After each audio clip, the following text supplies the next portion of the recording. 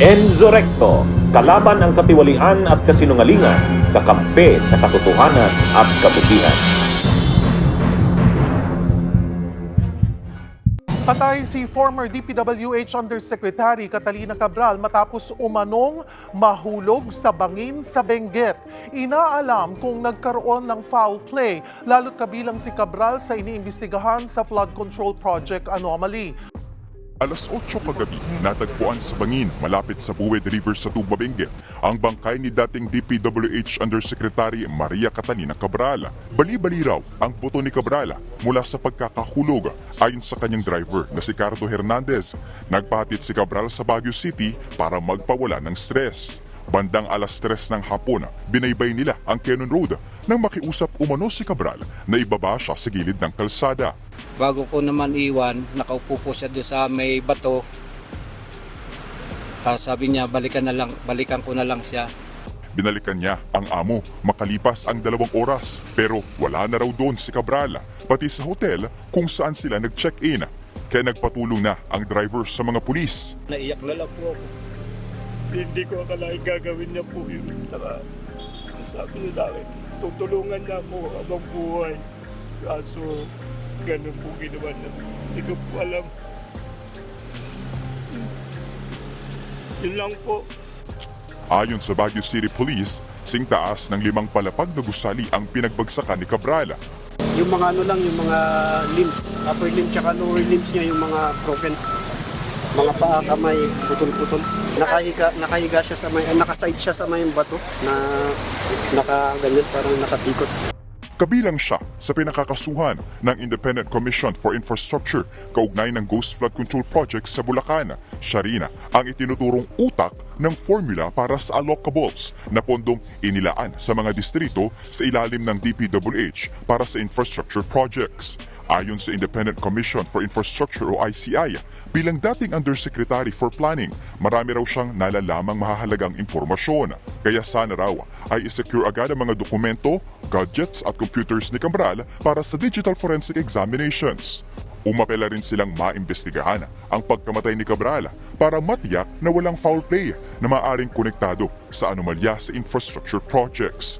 Sa ngayon, inatasan na ng ombudsman ng mga otoridad sa Benguet na i-secure ang cellphone at iba pang gadgets ni Cabral. Nagpaabot naman ng pakikiramay ang DPWH sa pamilya ni Cabral. 40 taong din kasing nanungkulan sa ahensya ang dating opisyal. Umapela rin silang igalang ang privacy ng nagluluksa nitong pamilya. Ito, lumalalim ang usapin o ang issue tungkol dito sa pagkamatay ni dating DPWH Undersecretary Catalina Cathy Cabral.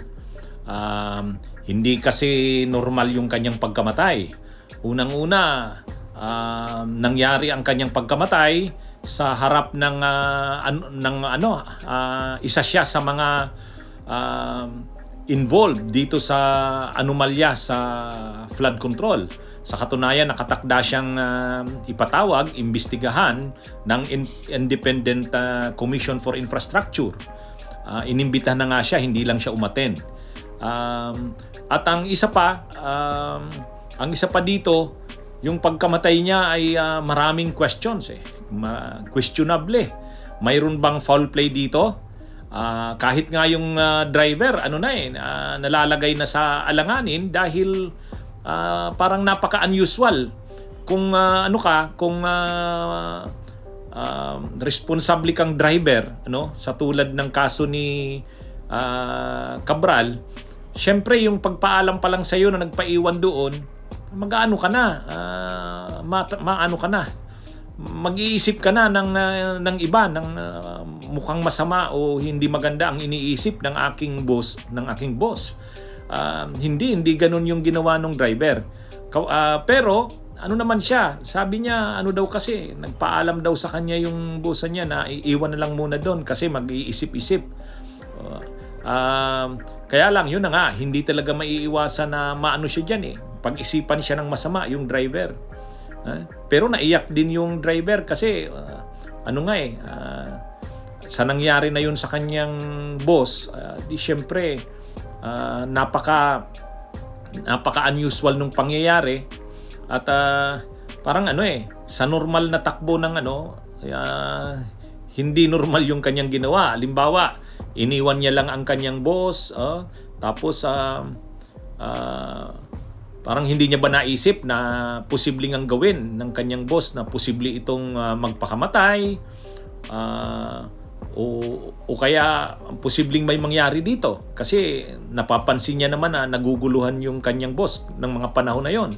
Ay kasi nga nagsabi naman sa kanya na mag-iisip-isip muna. Pero sa isang banda rin, gusto niya rin sigurong pagbigyan ng panahon yung kanyang boss na magkaroon ng panahon niya na mag-isip-isip. Kaya lang yung kasing lugar na yung kasing lugar tabi ng bangin, kumbaga doon pa lang mag-aano ka na. Kaya lumalalim ang bagay na ito. Ngayon, sabi ng autoridad, dating sa Cabral, binigyan ng instruction ni Chief NP General Latado, Regional Director ng Cordillera, nabigyan siya ng 36 hours para i-consider na POI yung driver niya. At binigyan niya rin ng instruction ng Director ng CIDG na mag-take over sa investigation na tulungan na ang Cordillera para gusto sa kanya sa pinapower na masapila yung cellphone ng deceased at ng driver na kinukonsider na ngayon at POI. Person of interest na yung driver, dahil nga sa hindi usual na pangyayari na yon. At ang isa pa, aalamin kung may foul play. Ano ba ito? Nagpakamatay ba si dating DPWH si Cabral? O ano ba dito, na aksidente ba ang kanyang pagkahulog? Maraming anggulo na pwedeng tingnan. Pero hindi mo nga madi-discount yan yung posibilidad na nagpakamatay siya dahil nga sa konteksto ng pangyayari. Marami siyang problemang kinakaharap. Or pwede ring foul play. May foul play. Kaya tama lang na imbestigahan ito ng autoridad. Ano ba talaga ang nangyari? Pero yung pamilya, ang gusto naman nila, katahimikan na. Ayaw na nga nilang ipa-autopsy. Siguro alam na rin naman nila ng pinagdadaanan ng kanilang kapamilya. Anyway, abangan natin mga kabunyog, mga kababayan, ang mga susunod na mga mangyayari tungkol sa incidenting ito. Bunyog, bunyog, halikan na kasama ka. Bunyog, kapag buklod ay may pag-asa. Luzon, Visayas, Mindanao, isa ang pananaw. Sa bagong Pilipinas ang bunyog isisigaw.